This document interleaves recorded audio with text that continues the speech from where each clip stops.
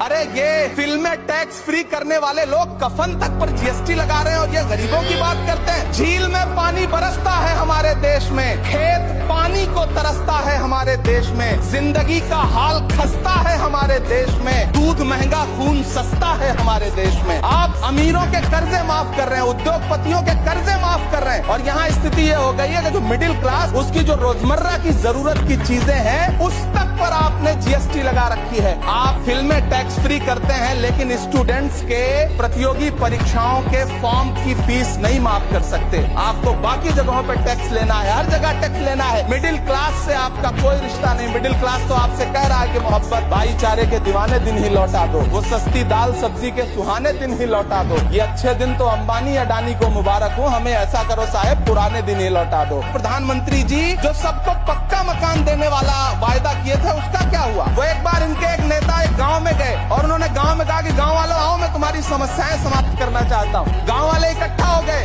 नेताजी ने गांव वालों से कहा बताओ तुम्हारी 2 समस्याएं बताओ, मैं दोनों समस्याओं का यहीं पे समाधान करूंगा। तो गांव वालों ने कहा साहब हमारी पहली समस्या है कि हमारे यहाँ कोई हॉस्पिटल नहीं है। तो नेताजी ने मोबाइल निकाला, कहीं फोन मिलाया और मिला के फोन पे पता नहीं क्या कुछ कहा कि यहाँ गाँव में हॉस्पिटल नहीं है, हॉस्पिटल तुरंत यहाँ हॉस्पिटल चाहिए। गाँव वाले खुश हो गए कि 1 मिनट में यहाँ हॉस्पिटल आ रहा है। अगली समस्या के बारे में उन्होंने नेताजी ने गांव वालों से कहा कि मैंने आपकी पहली समस्या समाप्त कर दी, दूसरी समस्या बताओ। तो गांव वालों ने कहा साहब इस गांव में कोई भी मोबाइल का नेटवर्क ही नहीं है। ये है इनके काम करने का तरीका, ये है झूठ बोलने का तरीका।